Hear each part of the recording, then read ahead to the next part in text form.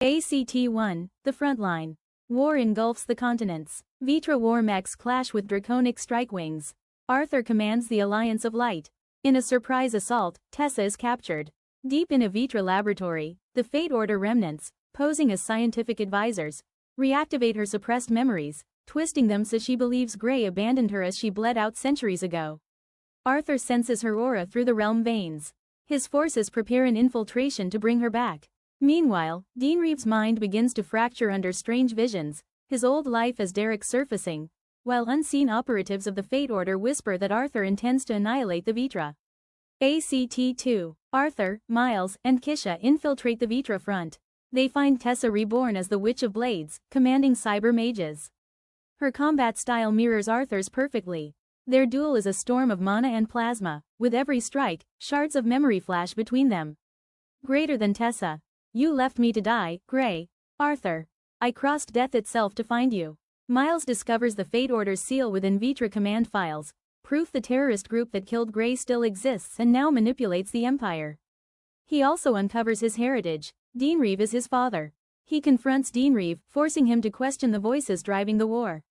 Dean Reeve realizes his advisors are not scientists. They're the same cultists who murdered Grey and stole the Machine of Souls. ACT-3, the Fate Order's plan. The Remnants' goal surfaces. They believe reincarnation is a cosmic flaw and plans to ignite the Machine of Souls beneath the Vitra capital, releasing antimatter mana to erase every being who is part of the reincarnated bloodline. Arthur, Tessa, Sylvia, all of them. Dean Reeve, now regaining Derek's memories, switches sides.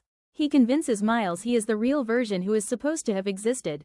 He joins Arthur to stop the cult, revealing that the machine still lies sealed under his city. Arthur and his reunited allies, Tessa, still struggling with brainwash, Miles, Sylvia's digital echo, descend into the Under-Citadel. Arthur and his reunited allies, Tessa, still struggling with brainwash, Miles, Sylvia's digital echo, descend into the Under-Citadel. Act 4. The Reunion and Redemption. Within the core chamber, Fate Order High Priest Radin Voss forces Tessa to relive Grey's death, amplifying her rage until she attacks Arthur. Arthur drops his weapon, refusing to strike. His words break through the illusion. Arthur. If my death was your wound, then let my life be your healing. Tessa. You still remember everything? As the spell collapses, the brainwash shatters. The lovers unite, channeling synchronized mana that destabilizes the cult's ritual. They found a crystal. As they touched it, they were transported to a white plain where Slivia stood. She explained everything, including the identities of her reborn children, in-laws, and grandchildren. End this cycle. Not by death, but by choice. Together, they battle the Fate Order, combining magic, dragonfire, and Vitra weaponry. Dean Reeve was willing to sacrifice himself to seal the unexpected explosion, buying them time to purge the machine. But before he dies, Arthur and Tessa pushes him out of the way, saving him, and they were knocked unconscious. Chapter. The blood of the beginning. The silence after the blast was suffocating. The Under-Citadel, once pulsing with the hum of ancient machines, now lay broken and quiet, like a beast whose heart had stopped. Venrive stirred first. His body ached, metal shards jutting from his armor, but the deeper pain came when his eyes found the still forms amid the rubble. Arthur and Tessa lay motionless, surrounded by fragments of light. Their mana signatures, once radiant, were flickering like dying embers. A few meters away, Miles knelt, bleeding but alive. His trembling hands clawed at the debris, trying to free them. Come on, stay with me, he gasped, voice raw with panic. Venrive's instincts flared, the same instincts he thought he'd buried centuries ago as Derek, Sylvia's son. He staggered forward and gripped Miles's wrist. Stop, he said softly. You'll tear your mana veins apart. Miles blinked up at him, disbelieving.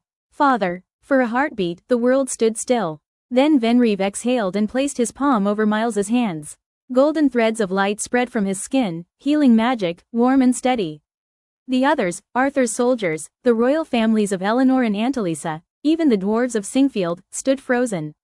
None of them had ever seen the Vitra Emperor heal. The light mended the fractures in Miles's mana core, restoring his strength.